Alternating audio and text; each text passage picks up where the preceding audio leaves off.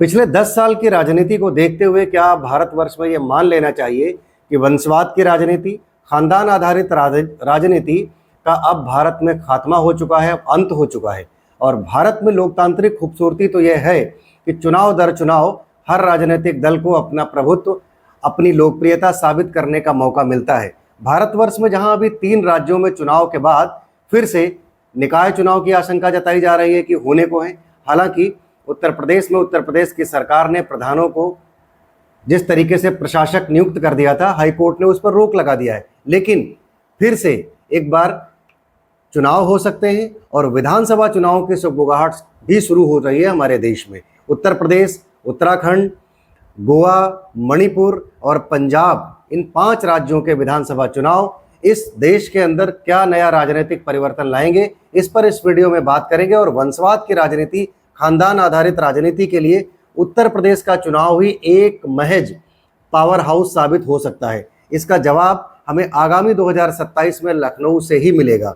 और जवाब ऐसे मिलेगा कि अगर उत्तर प्रदेश का चुनाव एक बार फिर से अखिलेश यादव जीतने में कामयाब होते हैं, 10 साल बाद उत्तर प्रदेश की सत्ता में वो स्थापित होते हैं, काबिज होते हैं, अपनी लोकप्रियता बचाने में कामयाब होते हैं, तो जरूर इस देश के अंदर इस बात की आशंका, इस बात की आशा जीवित रहेगी कि जो राजनीतिक घराने हैं, जो क्षेत्रीय राजनीतिक दल हैं, उनकी अपनी लोकप्रियता प्रासंगिक रहेगी। नहीं तो आने वाले समय में 2029 के लोकसभा चुनाव में निश्चित रूप से आपको ये देखने को मिलेगा कि कांग्रेस की ही अगुवाई में सभी क्षेत्रीय दल एक बड़े घटक दल के रूप में निकल कर सामने आएंगे और उनकी मजबूरी होगी कि भाजपा से लड़ने के लिए उनको सबको कांग्रेस के झंडे के नीचे ही महागठबंधन तैयार करके बीजेपी का मुकाबला करना होगा। नहीं तो उनकी बची खुची प्रासंगिकता, बचा खुचा वोट बैंक, बचा खुचा संगठन भी नेस्तानाबूद हो जाएगा, जिसका सबसे ताज़ा एग्जाम्पल आप पश्चिम बंगाल में देख चुके हैं। 15 साल बाद जब ममता बनर्जी की सत्ता से बेदखली होती है तो उनके सबसे करीबी नेता भी पार्टी को छोड़ रहे हैं, उनको छोड़ रहे हैं, उनके प्रति अविश्वास जाहिर कर रहे हैं और उनके प्रति बयानबाजियां शुरू कर चुके हैं। भाजपा कोई कमी कसर नहीं छोड़ने वाली है आगामी दौर में, जो कि वो पिछले 10 साल से कर भी रही है, कि किसी भी प्रदेश के अंदर क्षेत्रीय दलों का खात्मा ना करे। हर जगह उसके तमाम एग्जाम्पल आप देख लीजिए। 2017 में उसका पंजाब के अंदर शिरोमणि अकाली दल से नाता टूटा, उसके बाद उन्होंने कभी शिरोमणि अकाली दल से नाता नहीं जोड़ा।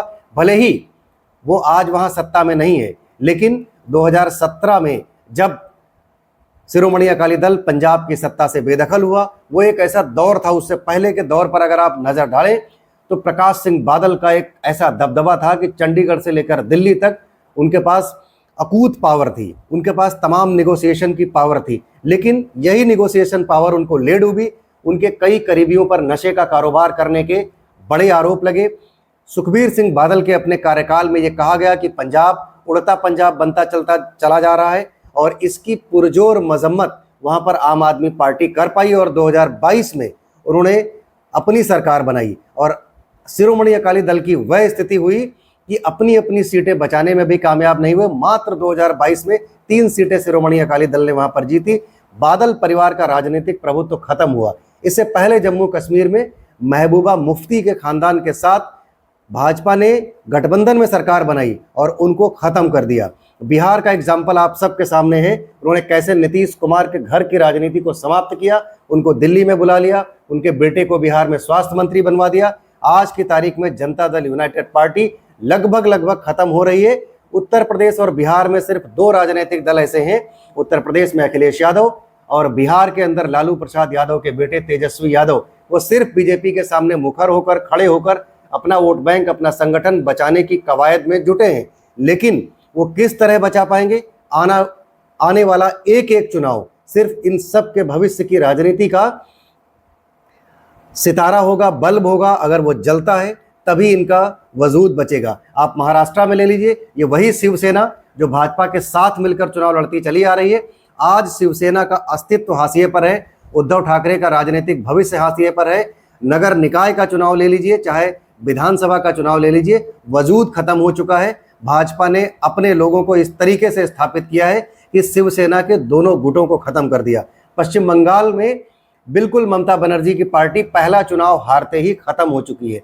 पंजाब में भी खत्म हो चुकी है। तो अगर इस पूरे घटनाक्रम को देखें, तमिलनाडु में एक नया चेहरा निकल करके सामने आया, तो इससे एक यह चीज तो नजर आ रही है कि कोई नया चेहरा भारत की राजनीति में लोकप्रिय और प्रासंगिक हो सकता है। वो अपनी बात जनता को, वोटर्स को बताने में तो कामयाब हो सकता है, लेकिन पुराने वो राजनीतिक घराने जिनके ऊपर तमाम आरोप लगे हैं, जिनके ऊपर तमाम भ्रष्टाचार के, धन उगाही के, बड़े बड़े कारोबार करने के आरोप हैं, उनको अपना राजनीतिक भविष्य बचाना अब निश्चित रूप से मुश्किल है। उत्तर प्रदेश के अंदर मायावती को ले लीजिए, कैसे मायावती को भाजपा ने बी टीम बनाकर इस्तेमाल किया, उनका वोट बैंक अपनी तरफ आकर्षित किया, खींच लिया, ले लिया, और आज मायावती खत्म होने की कगार पर है।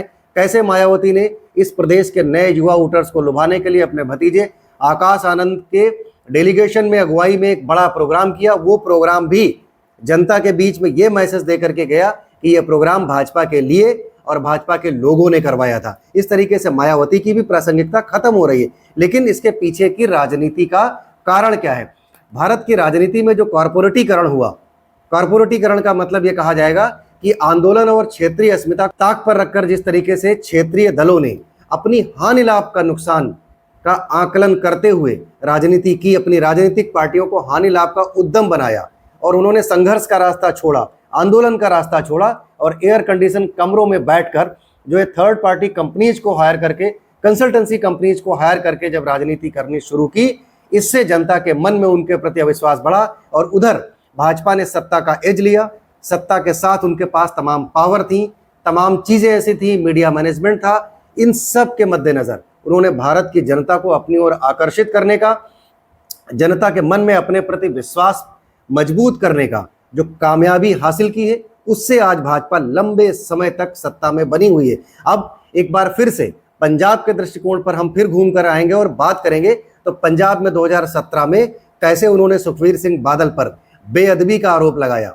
और बेअदबी ये वो चीज है जो पंजाबी कम्युनिटी के बीच आपको नेग्लेक्ट कर सकती है, गायब कर सकती है। और आज वही 2026 में पंजाब के मुख्यमंत्री भगवंत मान के ऊपर है। तो दो बड़े कारण जो भगवंत मान की सरकार पर, भगवंत मान पर लग रहे हैं कि आप नशे के कारोबार को बढ़ावा दे रहे हैं और आप बेअदबी कर रहे हैं श्री गुरु ग्रंथ साहब की। और यही दो चीजें सुखबीर सिंह बादल के राजनीतिक करियर को डुबा चुकी थी, गायब कर चुकी थी। तो अगले दो चुनाव जो विधानसभा में दो राज्यों में होने वाले हैं, उत्तर प्रदेश में और पंजाब में, ये दोनों चुनाव ऐसे होंगे जो क्षेत्रीय राजनीतिक दलों के लिए बड़ा प्रश्न खड़ा कर रहे हैं और उनकी अपनी अस्मिता पर एक बड़ी मुहर लगाएंगे।